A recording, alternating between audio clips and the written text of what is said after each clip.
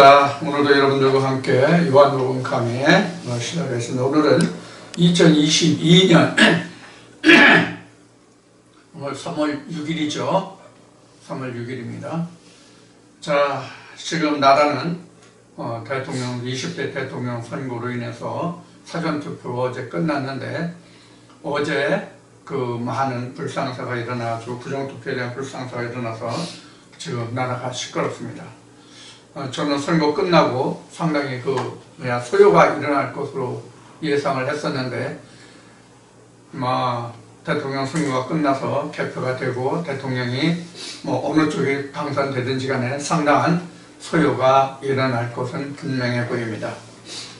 자, 그럴수록 우리는 더욱더 하나님의 말씀에 바로 서서 이 나라를 잘 지켜나갈 수 있는 그런 사람들로 자리 잡아야 할 것입니다. 자, 그럼 오늘 순서에서 요한복음 6장 시작하겠습니다. 요한복음 6장. 그 후에 예수께서 갈릴리 바다 곧 디베라 바다 건너편으로 가시매 큰 무리가 따르니 이는 병인에게 행하시는 표적을 보이더라. 자, 지금 갈릴리임에 설명했고요. 갈릴리임에 설명했고, 그 다음에 지금 많은 병을 고쳤다, 병인들을 고쳤다, 그 행하시는 표적을 보았기 때문에 많은 사람들이 따랐다 이랬는데, 이것은 이미 5장에서 각종 병 걸린 사람이 베데스다 일못에 물이 동할 때 가끔 천사가 내려와서 물이 동하게 할 때 먼저 들어가는 사람은 어떤 병이든지 다 낫더라, 그 말씀을 지금 참고하시면 됩니다. 그래서 5장의 말씀에 이어서 연속되는 이야기입니다. 3절에 예수께서 산에 오르사 제자들과 함께 거기 앉으시니 마침 유대인들의 명절인 유월절이 가까운지라 이랬어요. 유월절에 대해서 우리가 이제 그동안 제가 여러 번 이야기를 했는데, 유월절을 좀 오늘 다시 설명을 하겠습니다. 제가 늘 말씀드릴 때 성경을 우리가 지나간 역사로만 보면 우리가 성경을 상고할 필요가 없다, 이렇게 얘기했어요. 우리가 지금 인터넷이 발달돼 있어가지고 인터넷에 각종 지식이 많이 나오고 있잖아요. 그래서 인터넷을 보면은 어떤 사람이 이런 글을 올렸어요. 성경이 이스라엘의 역사서가 아니라는 것을 반박할 수 있는 사람은 누구든지 나에게 얘기해라, 이렇게 자신만만한 글을 올린 사람이 있더라고요. 자, 지금 이야기한 이 사람이 성경이 이스라엘의 역사서다 이렇게 주장하면서 이것이 아니라는 것을 반박할 수 있는 사람 나와라, 이렇게 자신 있게 말하는 것이 무엇일까요? 그것을 지금 유월절이라는 한 성경의 기록된 유월절이라는 한 절기를 통해서 우리가 이를 알아보도록 하겠습니다.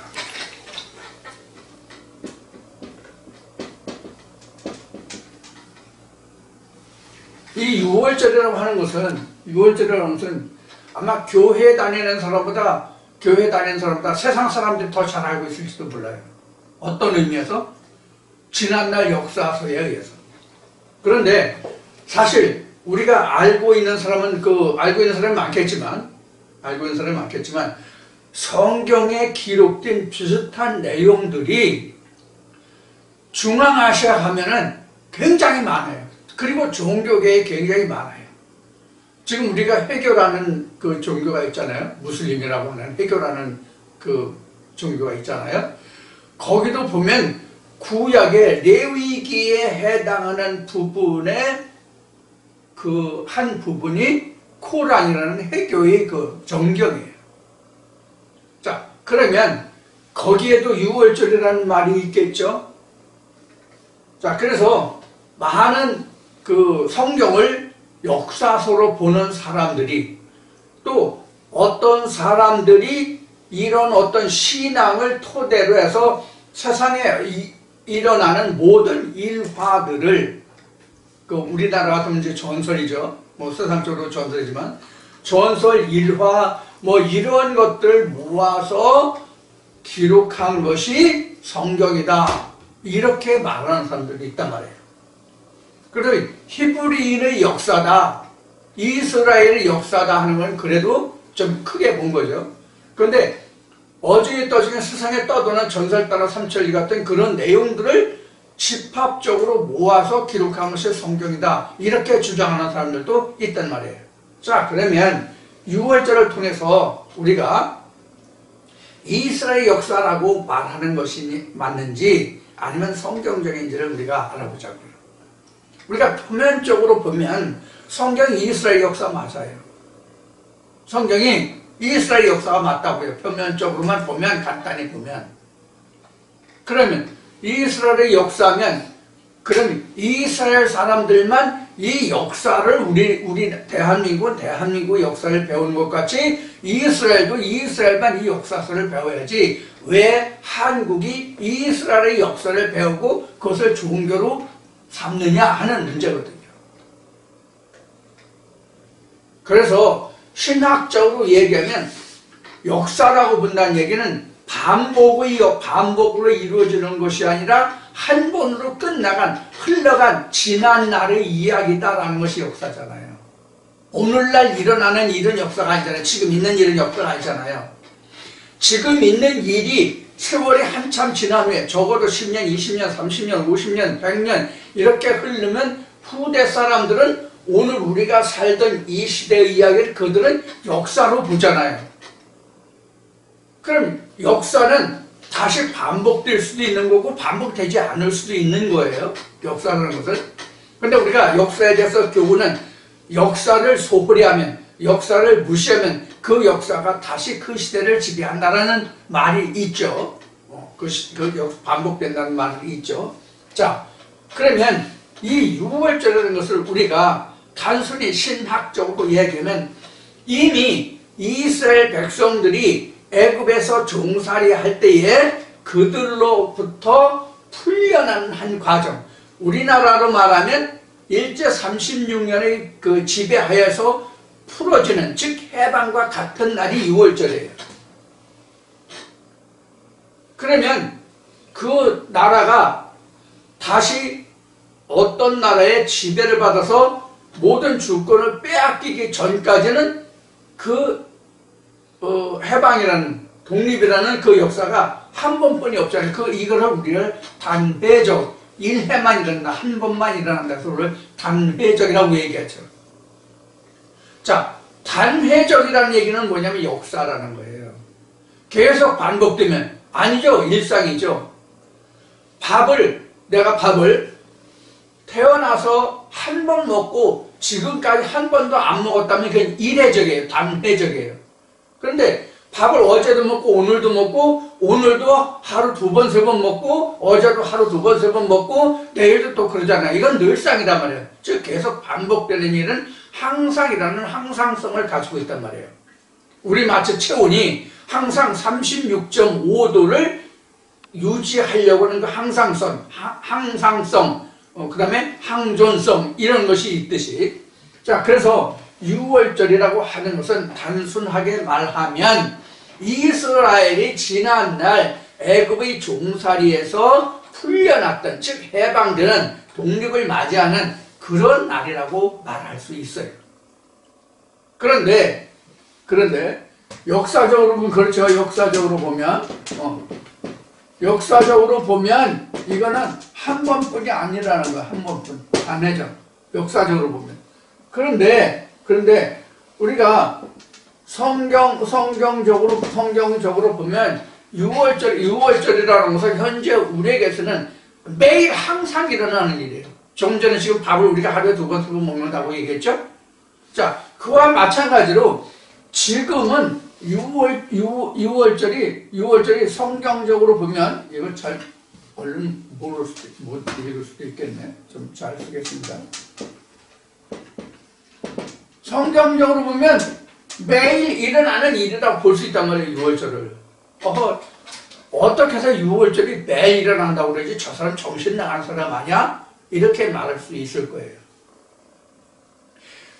우리가 이 유월절을 다른 뜻으로 말하면 이 유월절은 뭐냐면 거듭남이라고도 할 수 있어요. 거듭남이 몇 번 있어요? 한 번뿐이 없어요, 사실은. 한 번뿐이 없다고요. 그럼 유월절도 한 번뿐이 없어야 맞아요. 맞아요. 한 번뿐이 없는 게 맞아요. 그럼 왜 제가 매일 이러한 일이 일어난다고 보느냐? 아니, 매일이 아닐 수도 있어요. 일정한 시간이 거쳐가서 일정한 시간 간격을 두고, 그것도 불규칙적으로 간격을 두고 다시 유월절이, 다시 거듭남이 있을 수 있어요. 어떤 뜻으로 말씀드리냐면, 지금 우리가 보는 성경 66권이잖아요. 성경 66권인데 이 66권에 우리 수많은 말씀들이 있잖아요. 수많은 말씀들이 있는데 우리가 이 말씀 다 깨달았어요? 여러분이나 저나 이 말씀을 다 깨닫고 한 절 한 글자 한자 모든 것을 다 한자도 빠짐없이 다 이것을 깨달았다면 여러분들 저한테 제가 전한 이 말씀을 여러분들 들으시겠어요? 안 들으시겠어요? 당연히 안 듣죠. 그렇죠? 그럼 여러분들이 왜 제가 전해드리는 말씀을 듣고 계신가요? 여러분들이 알지 못했던 것, 무엇인지 궁금했던 그런 말씀들을 저를 통해서 여러분들이 들으시는 내용이 있기 때문에 매주 여러분들이 제가 전해드리는 말씀을 듣는 거잖아요. 그러면 알지 못했던, 내가 미처 알려고 해도 깨닫지 못했던 그런 말씀들을 저를 통해서 또는 다른 성경 말씀을 통해서 여러분이 깨달으시는 그런 때가 있을 거 아니에요. 그러면 그 말씀에 대한 유월절이 생긴 거란 말이에요. 그 말씀에 대한 거듭남이 있었단 말이에요. 그것이 지금 매일 우리가 밥을 먹듯이 항상성이라는 얘기를 했는데, 그것이 매일 그런 일이 일어나든 아니면 이틀에 한 번, 3일에 한 번, 아니면 불규칙적으로 일어나든 하루에 몇 번 일어나든 그 말씀에 대한 뭐가 생겼다고요? 유월절이 거듭남의 일이 일어난단 말이에요. 우리가 이것을 통해서 우리가 항상 하나님 앞으로 한 걸음 더 나가는 거거든요. 하나님 나라가 확장되는 것이거든요. 그래서 말씀에 보면 너희 지경을 넓혀라 이렇게 나온 거예요. 지경을 넓혀라.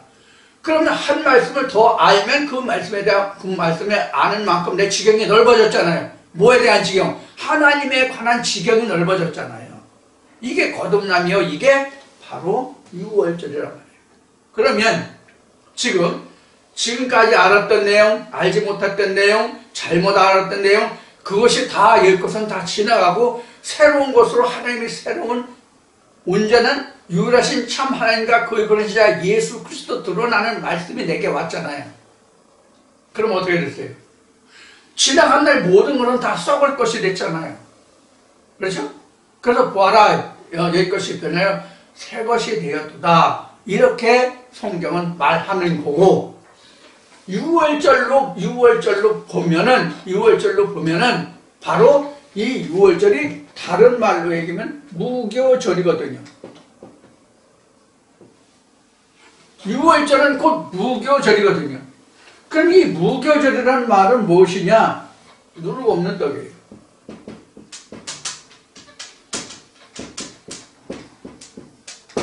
그럼 이 누룩이 뭐예요?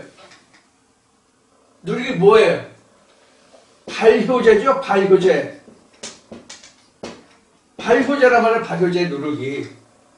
즉, 썩히는 역할을 한단 말이에요. 썩히는 역할을 한다고. 자, 그러면 우리 육신으로 먹는 모든 음식물은 발효제를 통해서 제대로 썩어야 영양은 영양대로 분리돼서 섭취를 하고 배설물은 배설물대로 빠져나가죠. 그렇죠? 우리가 먹는 음식이 100% 다 영양소로 흡수되는 게 아니잖아요. 그렇게 인간이 지어졌고 세상 이치가 그렇게 정해졌다면 우리가 배설물이 없어야 맞잖아요. 아무리 좋은 고기를 먹었다, 고급 영양을 먹었다, 예를 들어서 비타민 같은 걸 복용했다, 보약을 먹었다, 그럼 보약은 액기스 중에 액기스잖아요. 영양제는 많은 그 원소들 중에서 영양제 별도로 발췌해낸 거, 뽑아낸 것이잖아요. 그 효소를 뽑아낸 거잖아요. 그런데도 그것이 우리 몸속에 들어가서 소화가 되고 배설물로 나온다고요.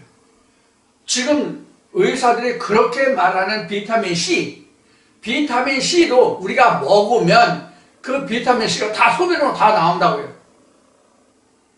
어떻게 나오냐? 분해돼서, 비타민 C가 분해가 돼서 몸에 흡수할 걸 흡수하고 나머지 성분은 소변으로 나온다고요. 자, 이와 같이 우리가 발누룩이라는 것은 발효제인데, 성경에서 이 누룩이라고 하는 것은 무엇을 얘기하냐면 하나의 말씀을 부패하는 것을 누룩이라고 얘기하거든요. 하나님 말씀을 부패하게 하는 것, 아니면 하나님 말씀을 썩지 않을 하나님 말씀을 썩을 것으로 주는 것을 누룩에 들어갔다고 얘기해요. 그래서 고린도전서 5장에 보면, 고린도전서 5장에 보면 이렇게, 너희는 누룩 없는 떡인데, 너희는 누룩이 없는 떡인데 저들과 다른 물이 되는데 왜 너희가 그들과 함께 하느냐 하는 그런 의미의 말씀이 있어요. 고린도후서 5장 7절에 보면,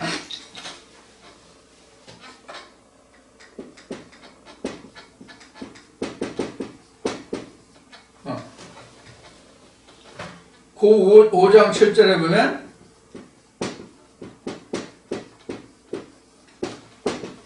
누룩 없는 떡의 덩어리다, 물이다. 그럼 이건 썩지 않은 하나님의 생명 말씀이 있는, 살아있는 하나님의 백성이라는 뜻이 들어있거든요. 오늘 여러분들이 이 설교 들으시고 고린도후서 5장 7절 한번 찾아보세요. 자, 그래서 이스라엘 백성들이 애굽 땅에 있을 때에는 이렇게 누룩이 들어간 떡을 먹었단 말이에요. 그래서 애굽이라는 것은 이스라엘 백성들을 보면 실제 땅으로 본 애굽에 있었지만, 오늘날 영적으로 성경적으로 말하면 애굽이라고 하는 것은 유일하신 참 하나님과 그의 보내신 자 예수 그리스도의 음성을 듣지 않고 세상에 썩어질 하나님과 썩어질 예수 그리스도로 설교를 듣는, 교훈을 받는 그런 사람들을 말하는 거예요. 그게 바로 누룩이 들어간 거고, 썩은 떡을 먹는 거예요. 썩은 떡이라는 것은 뭐냐면 하나님의 생명이 되지 못하는 그런 설교를 이야기하는 거예요. 자, 그래서 이제 6장은 이제 떡에 관한 설명이라고 보면 돼요. 쉽게 얘기하면 요한복음 6장은 전부 다 시작부터 다 떡에 관한 얘기예요. 떡에 관한 얘기예요. 이제 5장에서도 이제 그 오병이어 역사가 있었나요? 5장에서? 못 썼나? 자, 이제 그 얘기가 나올 텐데. 자, 그래서 지금 누룩 없는 떡이 바로 뭐냐면 무교절, 유월절이에요. 그럼 우리가 누룩이 들어간 떡을 먹었던 것을 누룩이 없는 떡으로 바꾸어지면 그것이 우리에게 유월절이고 무교절이에요. 그러니까 우리는 어떻게 해요? 아까는 항상성, 항존성을 얘기했는데, 사실은 가장 정확하게 얘기하면 무시로 우리에게는 유월절과 무교절이 항상 있어야 돼요.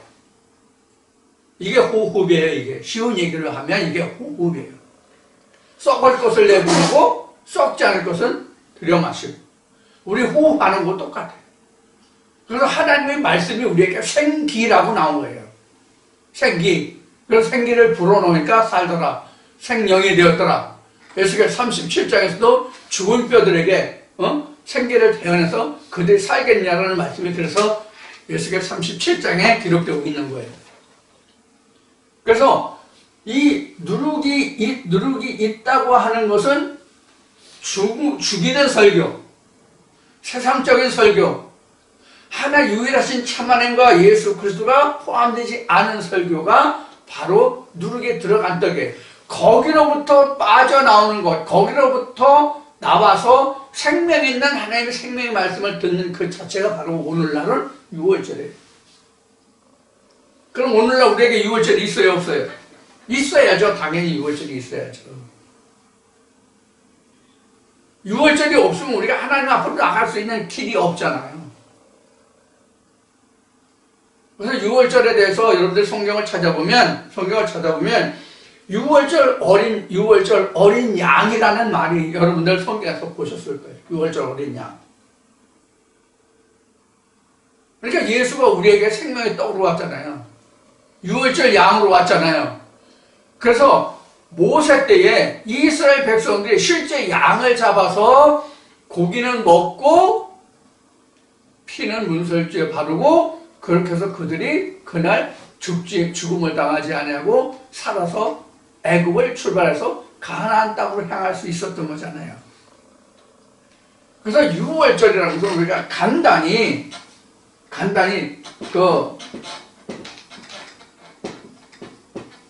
말해서 패스오버라는 말로 쓰고 우리가 유월절이라는 말을 쓰는데 이 유월절이라는 것은 지금 이와 같은 엄청난 뜻을 가지고 있는 거예요. 이것은 그 말씀으로 시작해서 말씀으로 끝나는 거예요. 유월절이라고 하는 것은 말씀에서 시작해서 말씀으로 끝나는 거예요. 그럼 어떤 말씀이냐 하는 거예요. 누룩이 들어간 말씀이냐 누룩이 빠진 말씀이냐 하는 거예요. 그럼 누룩이 들어갔다니까 실제 우리가 뭐 이스트나 뭐 여러 누룩이나 여러 발효제를 넣기 때문에 그것을 우리가 누룩이 들어갔다고 이야기하는 것이 아니라 세상 이야기를 섞어서 하나님 말씀과 세상 이야기를 함께 섞어서 했기 때문에 그것을 누룩이 들어간 떡이라고 하는 거예요. 그것을 빼고 먹으라 그런 거예요. 그래서 이스라엘 백성들이 여러분들 신명기나 이쪽 말씀을 보면 이 유월절에 대해서 무교절에 대해서 설명을 뭐라고 합니까? 거기에 누룩을 넣지 말라. 누룩을 넣지 말라. 그리고 그걸 쓴 나물과 함께 먹어라. 이것이 바로 하나님이 너희들에게 유월절을 준 이 표다. 이런 말씀들이 나오는 거예요. 그래서 이스라엘 백성들이 그래서 출애굽했을 때 광야에서 모세를 원망한 것이 그러잖아요. 우리가 애굽에 있을 때는 이런 박한 음식을 먹지 않았다.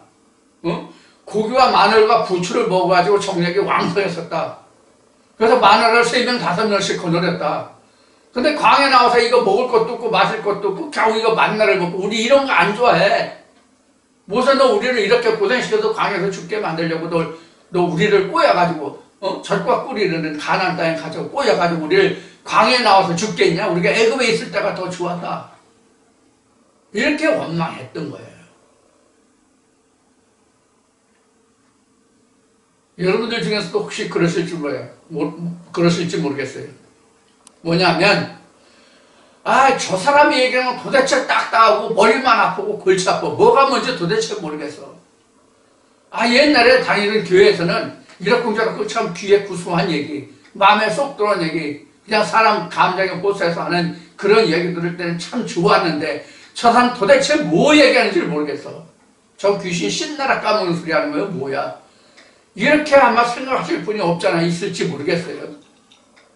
없으려고 믿습니다만은 혹여 그런 분이 계실지 모르겠어요.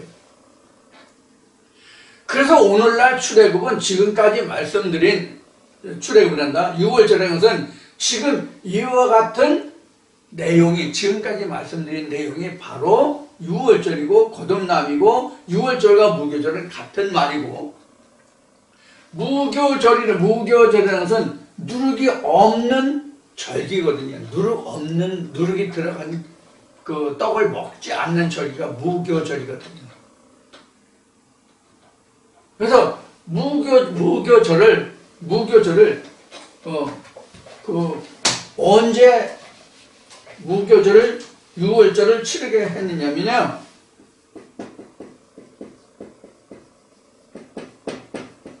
아비벌 14일에 이것은 우리 얘기로 하면 1월 14일에. 그러니까 지금 아비벌이면 출애굽 한 달이거든요. 이스라엘 백성이 출애굽 한 달이에요. 그러면 14일날 6월절로 했으면 14일날이 무교절이라면 이미 13일 동안은 뭘 먹었어요? 유교병 먹었다는 얘기예요. 유교병 먹었다는 얘기라고. 14일날이 6월절 무교일이니까 이날이 무교일 또는 6월절이니까 14일이. 그러면 이 같은 1월달이라도 이 날이 무교절이 1월 1일이라면 안 먹었다고 할 수 있지, 유교병을. 근데 같은 6월절 무교절 절인데도 불구하고 14일날 6월절을 무교절로 삼아서 14일날. 그럼 13일까지 유교병을 먹었다는 이야기가 되잖아요. 왜? 14일날 6월절 무교절 떡을 먹으니까. 그럼 이걸 어떻게 설명하면 좋냐? 이런 의미가 있겠죠. 이게 이제 아비벌 1월 1일이에요. 여기가 14일이에요. 14일 아침에는 무교절을 6월절 무교절을 떡을 먹으니까 무교병을 먹으니까 13일은 유교병을 먹었다는 뜻이란 말이에요. 그럼 이거를 설명하면 우리 현재를 보면 내가 성령이 교회에 들어가시는 말씀을 들었다 할지라도 이게 도대체 무슨 말인지 알지를 못해. 어? 이게 도대체 무슨 말인지 알지를 못해. 지금 6월절, 무교절, 거듭남 이렇게 설명하고 있는데 지금 그동안에 6월절이 이스라엘에 있었던 역사로만 알고 그때는 이런 행사를 했다 이렇게만 알고 있었는데 지금은 저는 아니고 지금 우리에게 일어난 일이라고 얘기하니까 이게 혼돈돼가지고 못 들어. 이러한 상태가 유지되는 기간이 13일이라고 생각하시면 돼요. 그럼 나는 여기가 지금 뭐예요? 창세기 1장 1절 혼돈, 공허, 흑암의 시간이라고. 지금 내가 성령이 교회에 들어가시는 말씀을 내가 듣는다 할지라도 이것이 깨달아지지 않으면, 그러면 여기서는 1월 14일이 무교절, 6월절, 어린 양 떡을 먹는 그 날이지만 그 전까지는 이것을 못 먹었단 말이에요. 누룩이 없는 떡을 못 먹었단 말이에요.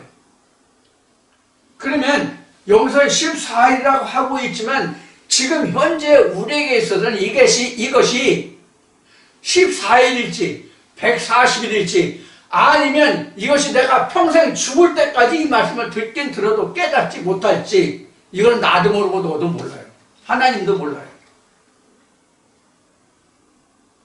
그런데 이 말씀을 듣고 깨달았으면 그것이 1일이든 이틀이 걸렸든 하루가 걸렸든 이틀이 걸렸든 3일이 걸렸든 아니면 듣는 즉시 그 말씀이 깨달아졌든지 간에 그것은 현재 1월 14일이라는 개념으로 보면 그 순간이 깨닫는 그 순간이 1월 14일이라고 보시면 돼요. 무슨 뜻인지 이해하시겠어요? 그리고 1월 14일을 어떤 경점으로 보냐면 이것과 같아요. 우리 이스라엘 백성들이 출애굽을 해서 요단강을 건넜어요. 요단강을 건너서 어디로 갔어요? 이게 지금 여리고란 말이에요. 여리고평야. 네? 이게 여리고평야라고. 그럼 이게 뭐예요? 여리고성이죠? 여리고성이 함락되지 않으면 내가 여기가 죽는 날이라고 한다면 여기가 죽는 날이라고 사망의 날이라고 한다면 내가 사망의 날까지 내가 여리고성을 함락하지 못하면 그냥 아비벌을 지금 상태로 그냥 있다고. 이 아비벌이라는 것이 무슨 뜻이에요? 내가 성령이 교회 되실 말씀을 듣는다고 하면서도 이걸 깨닫지 못하면 이라는 뜻이에요. 그럼 내가 아비벌이야. 즉 요단강을 건너긴 건너서 여리고 평야 오긴 왔어. 그런데 여리고 평야까지 들어왔는데 여리고 성이 함락이 안 되는 거야. 그럼 이 여리고 성은 뭐와 같으냐면 거울이에요. 거울이 깨져야 내가 실상 가나안 땅에 들어가는 거잖아. 가나안 본토에. 근데 거울만 보고 있는 상태야 지금. 고린도전서 13장에 거울 나오죠. 춘향이도 거울이 깨지는 꿈을 꾸고 이들은 실제 만났잖아. 우리도 몽상으로 생각으로 자기 생각의 마음으로 알던 하나님과 예수를 그 거울을 깨뜨려야 실상을 본다니까. 하나님 실상을. 그 하나님과 예수의 실상을 보는 그날이 나는 유교절이요, 유월절이요, 무교절이란 말이에요. 그래 내가 거듭나거든. 그렇지 못한 상태는 여러분들이 제가 드리는 말씀을 아무리 귀담아 듣고 또 듣고 아 그래 맞아 할지라도 여리고성이 함락되지 여리고성이 함락되지 않으면 가나안의 실상, 즉 하나님과 예수의 실상을 모른다고. 여러분들 이렇게 얘기하면 오해하실지도 몰라요. 아 나 다 아는데. 다 아는데 저 사람 매일 보는데 저만 안돼. 이렇게 말씀하실 수 있어요. 정말 그랬으면 좋겠어요. 정말 제가 오해해서 그렇게 말하는 것이면 좋겠다는 뜻이에요. 근데 실상은 아니거든요. 아니라고요. 제가 여러 가지 현상들을 통해서 제가 그것을 무척 느껴요. 아 내가 진짜 설교를 잘못하고 있는 모양이다. 이런 생각을 많이 할 때도 있고요.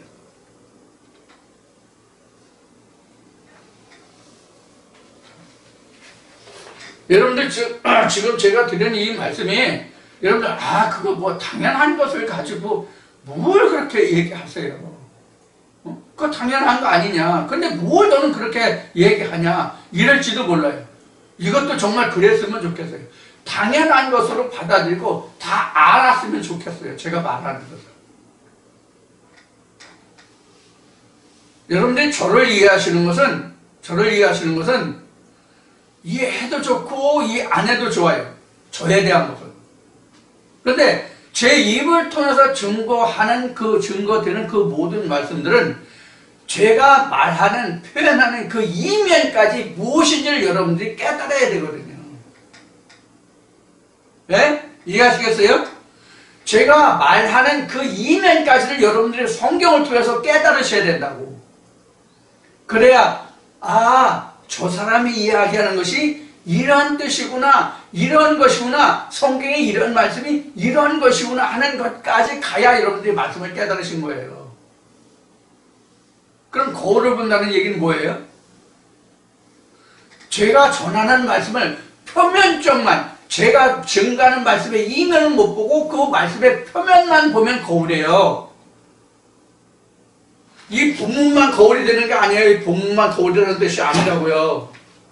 제가 증거해드리는 말씀에 대한 그 이면, 저 사람이 이 말씀을 왜 저렇게 증거하지? 왜 이렇게 말하지? 나는 이렇게 알고 있는데 저 사람은 왜 이렇게 말하지? 이런 얘기를 가끔 했죠? 그게 그런 뜻이에요. 그런 뜻이라고요. 지금 이 여리고성이라는 게 지금 말씀드린 것이 고린도서 13장으로 얘기하면 거울이에요.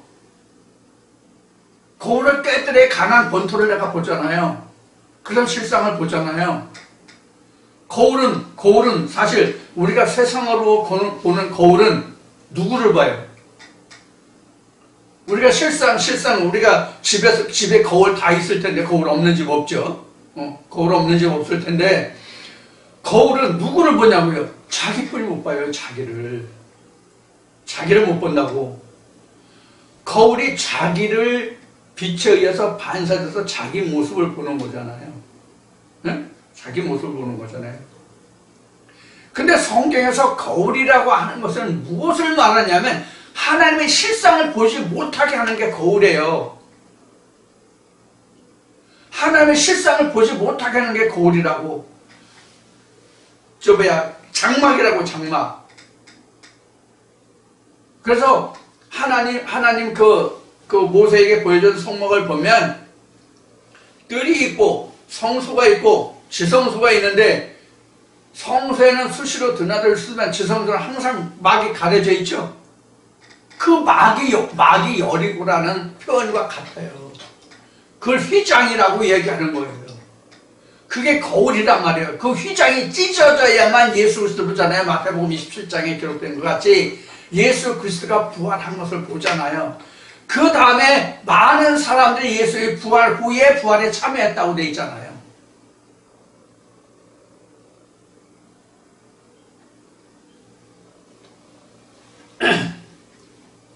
자, 그래서 우리가 6월절이라고 하는 것을 우리가 그렇게 간단하게 생각하면 안 돼요.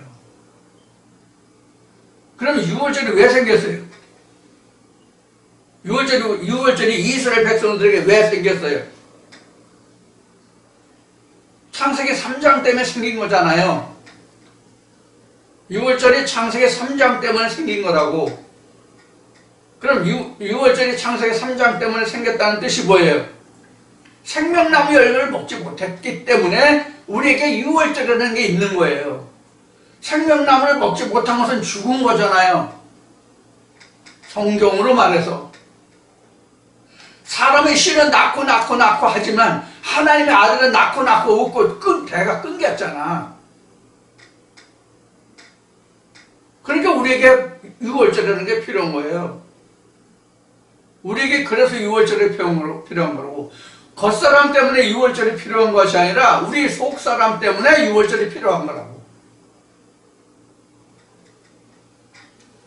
근데 앞에 말씀드렸듯이 이 6월절이라는 것은 내가 성령이 교회에 들어가시는 말씀을 듣기 시작한 날로부터 나는 6월절이 이미 이루어졌지만 그 6월절은 그 부분에 대한 6월절이지 성경 전체에 대한 6월절이 아니고, 진짜 6월절은 내가 마지막 심판에, 둘째 사망에 마지막 심판에 내가 아버지의 보좌로 가느냐 가지 못하느냐가 또 한 번 우리에게 남아있거든. 그렇기 때문에 우리는 항상 말씀을 전진하여 항상 내가 하나님의 지경을 넓혀가야 된다는 얘기를 그래서 하는 거예요. 그래서 말씀마다 내가 유월해서 마지막 내가 둘째 사망 이르는 날도 내가 그 사망을 유월할 수 있어야 된단 말이에요.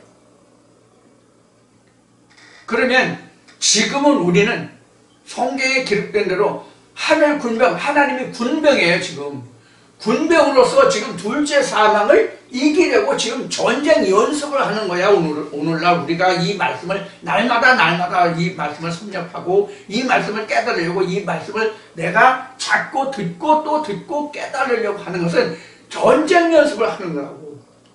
지금은 군인으로 말하면 전쟁이 난 것이 아니라 전쟁을 위해서 지금 훈련을 받는 중이라고. 그러면 우리 군에 가면 사병들은 기본 총 쏘는 거, 각개전투 포복이라든가 철조망 통과라든가 위장이라든가 이런 것만 배우지만 기본 소총 쏘는 거, 자기 병과에 해당하는 자기 임무에 속하는 그 무기를 다루고 그 무기를 관리하는데 그런 것에 훈련을 받지만, 장교들 같은 경우에는 전 과목을 다 배운다고요. 우리는 사병이 아니라 장교로서 전 과목을 다 배워야 된다고. 창세기부터 요한계시록까지 전 과목을 다 배워야 된다고. 그래서 제가 말씀드리는 것이 바로 이 근원이 어디서 나오냐. 지금 방금도 6월절이 왜 우리가 6월절이 있게 됐냐 하는 것을 창세기 3장 때문에 그렇다고 말씀을 드렸듯이, 그래서 그럼 창세기 3장 때문에 그래서 그 결국은 뭐예요? 지금 이야기한 둘째 사망, 요한계시록의 둘째 사망 때문에 지금 내가 거듭남에서부터 6월절에서부터 시작해서 내가 둘째 사망을 이기는 데까지는 내가 훈련하는 거라고. 총 쏠면서 내가 죽지 않고 위장하는 거, 철조망 통과하는 거, 포복하는 거, 줄타 외줄타기 올라가는 거, 장애물 넘어가는 거, 이런 걸 다 지금 배우는 거예요. 그런 과정이라고 보시면 돼요. 그러니까 말씀마다 내가 훈련의 과정이야. 말씀마다 내가 훈련의 과정이라고. 그 말씀마다를 내가 깨달아서 그것을 넘어가야만 내가 거울을 깨뜨리고 본토로 들어가는 거예요.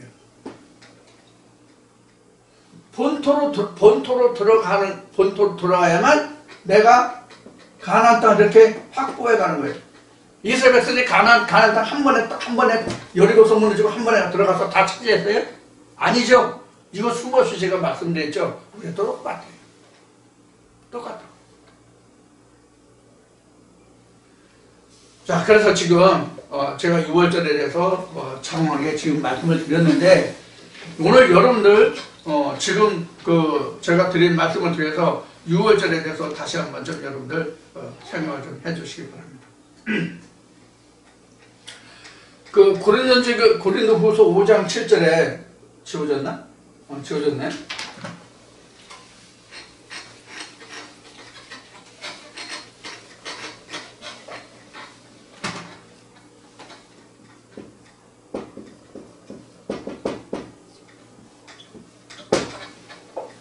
이 말씀에 대해서는 제가 지금 신앙 고백을 좀 오늘 드리겠습니다.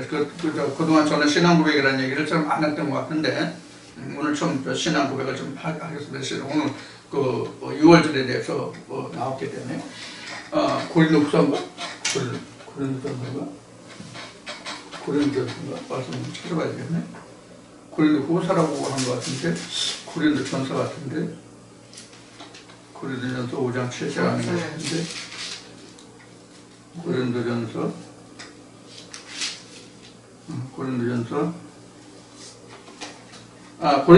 5장 7절입니다.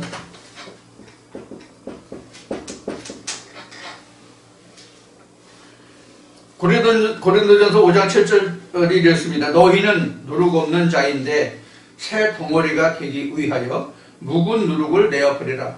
우리의 유월절 양 곧 그리스도께서 희생이 되셨느니라.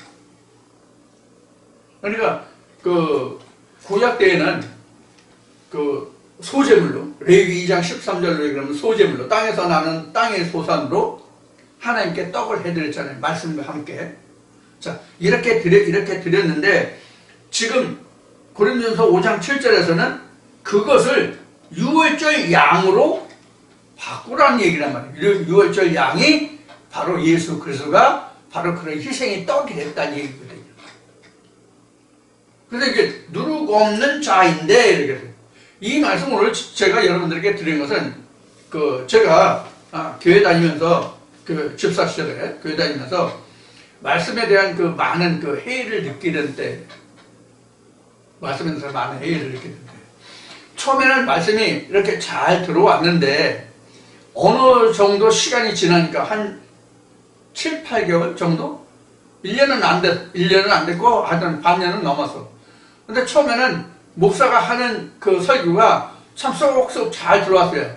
물론 그 사람이 얘기하는 거고 목사가 얘기하는 거가 제가 생각하는 것은 좀 달랐지만, 제가 받아들이는 각도가 달랐지만, 근데 그 시간이 지나니까 맨날 다람쥐 쳇밭 기도는 얘기고 말씀이 진전이 없어. 그래서 말씀이 한참 해이를 느끼는 때거든요. 그래서 이제 산기도를 가는 중이었는데, 차에서 버스를 타고 갔는데, 차에서 갑자기 고린도전서 5장 7절의 말씀이 떠오르더라고. 신앙 고백이에요. 근데 저는 그때 성경을 잘 모르던데요. 복음서는 좀 이제 자주 읽어본 상황이긴 하지만, 그때 당시에 교회 생활을 얼마 안 했을 때이기 때문에 말씀을 거의 모를 때였어요. 그런데 산기도를 가기 위해서 버스를 타고 이제 가는데, 가는 중에 사람들은 붐비고 하는데, 그때는 이제 주로 버스 시대니까 버스를 타고 다니던 데니까 버스를 가서 이제 사람들이 많아서 붐비는데, 갑자기 이 말씀이 떠오르더라고. 고린도 5장 7절을 보라는 그 묵상이 떠오르더라고. 아무런 생각도 없이 앉아있는데, 제가 그때 기도하거나 묵상하거나 그런 시간이 아니었거든요. 근데 갑자기 이 말씀이 떠오르더라고요. 그래서 나중에 이 말씀을 보니까 지금 봉독한 말이 이런 내용이었어요. 저는 이때 이게 뭔지 몰랐어요. 그러다가 그 후에 교회가 이제 저 사람들을 뭐 편갈라서 목사가 내쫓고 그래가지고 기도를 하던 중에 제가 이 말씀에 임한 거거든요. 이 말씀. 그때 당시에 이제 제가 그 기도 다니던 때의 말씀을 들은 것은, 이제 너는 한 그루의 나무가 되라. 그러면 새들도 와서 깃들리라. 이제 그 말씀이 임했었는데, 자, 그 후부터 이제 말씀이 이제 이렇게 풀려 나온 거예요. 근데 이때 당시에 이게 몰랐어요. 근데 지금 보니까, 지금 이제 세월이 지나서 보니까 바로 이런 것이 저에게는 하나님의 계시였어요. 저에게는 이게 하나님이 계셨다고. 저 전혀 이 말씀을 알지도 못한 때거든요. 그때 처음 본 말씀이에요. 그래서 도착해가지고 버스에서 내려서 도착해가지고 처음 본 말씀이에요. 그때는 이게 무슨 말인지 몰랐어요. 근데 이게 바로 6월절이라는 말이에요. 지금 여기 있는 것이 6월절. 그때 당시 6월절이 뭔지도 몰랐죠, 사실은. 역사적인 무슨 그런 게 있었는가 보다. 그런 얘기가 있구나 하는 그 정도 외에는 몰랐어요. 근데 이제 지나고 보니까 지금 이렇게 된 거예요, 결과적으로. 그래서 이게 그때 당시에 계시의 말씀이었구나. 이런. 그 전에는 제가 방언에 이제 그 은사를 입을 때, 은사가 임할 때, 그 출애굽기 4장 말씀에서 제가 그 방언에 임했거든요. 출애굽기 4장이요. 출애굽기 4장은 그 모세가 하나님한테 너는 내 백성 이스라엘 앞에 가서 그들을 바로 앞에 가서 내 백성을 이끌어내라고 할 때, 나는 도대체 할 만한 사람이 아니다. 말과 혀가 뻑뻑하고 둔해서, 혀와 입술이 뻑뻑하고 둔해서 난 도대체 할 수 있는 사람이 아니다. 그러니까 보낼 만한 사람을 보내라고 하는 그 말씀이 바로 출애굽기 4장이에요. 그 말씀 중에 제가 그 방언 은사를 임했어요. 방언 은사가 임했어요. 그래서 1년에 이런 모든 것들이 지금 돌아보면 그 제 생각대로 되어진 것이 아니라 하나님이 나를 무척 택하시고 사랑하시는데 창세전에 너를 지명하여 불렀다는, 즉 애굽에서 너를 불러냈다는 그 말씀이 제게 상당히 가치가 있는 값진 말씀으로 제게는 다가오는 말씀이에요. 누구든지 이제 그렇겠지만, 자, 지금 이제 이런 과정을 거쳐서 오늘날 제가 하나님 말씀으로 함께 되겠다 하는 이런 이제 간단한 말씀을 드립니다. 오늘 이제 누르고 없는 떡이 이제 나왔기 때문에 오늘 이 말씀을 좀 드렸습니다. 열람되지만 여러분들이 양지하시고 들어주시기 바랍니다. 여러분들은 이러한 역사가 저에게 일어났던 이런 역사가 반드시 일어나야 됩니다. 그것이 6월절이에요. 그럼 성령이 임하시면 성령이 모든 걸 인도하시거든요. 그런 의미에서 말씀을 드렸습니다. 그래서 6월절은 이제 이 정도만 말씀을 드리겠습니다. 6월절은 이 정도만 말씀드리고, 6월절에 관한 것은 여러분들 신명기, 출애굽이나 신명기나 또 신약에도 복음서에도 많이 나와 있으니까 이 6월절은 여러분들이 참고를 해서 많이 공부해 주시기 바랍니다. 성경을 아는 것은 여러분들이 오늘 지금 이 시간으로 얘기하면 누룩 없는 떡을 분별하기 위해서는 여러분들이 성경을 잘 아셔야 돼요. 본문으로라도 잘 아셔야 돼요. 그래서 이제 본문에서 여러분들이 이런 것을 아시면 지금 내용은 설명드렸으니까 6월절은 이런 것이다. 이것이 6월절이다. 이렇게 여러분들이 자신있게 말씀을 하실 수가 있을 거예요. 자, 그렇게 해주시기 바랍니다. 그래서 지금 6월절이 3절, 4절, 4절까지 봤습니다. 4절까지. 그래서 5절부터 보겠습니다. 예수께서 눈을 들어 큰 무리가 자기에게로 오는 것을 보시고 빌립에게 이르시되 우리가 어디서 떡을 사서 이 사람들로 먹게 하겠냐 하시니 이렇게 말씀하시면 친히 어떻게 하실 것을 아시고 빌립을 시험코자 하심이라. 자, 여기서 이제 그 많은 무리가 병고침을 받은 후에 많은 무리가 예수를 따르니까 이제 예수가 이 많은 사람들을 어떻게 먹여야 될까 하는 것을 이제 빌립에게 말하죠.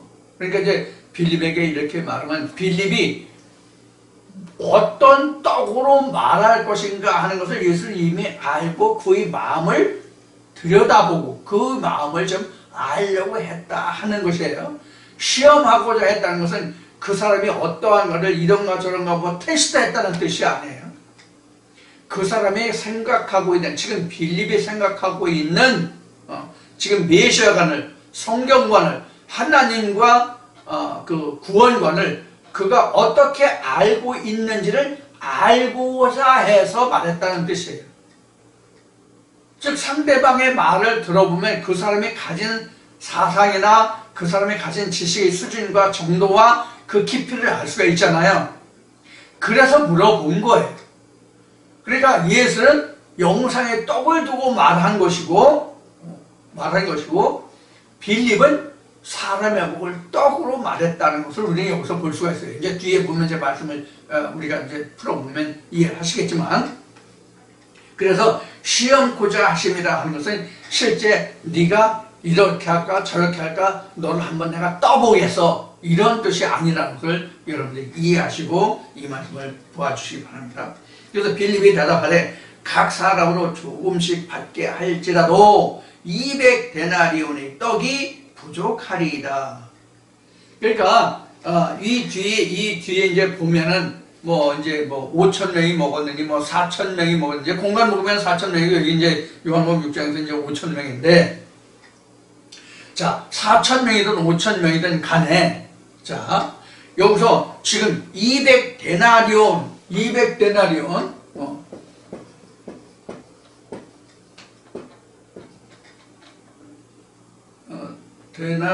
200데나리온으로도 살 것이 부족하다. 이것이 당시 화폐 가치로 봐서는 얼마만큼의 가치가 있는지는 모르겠어요.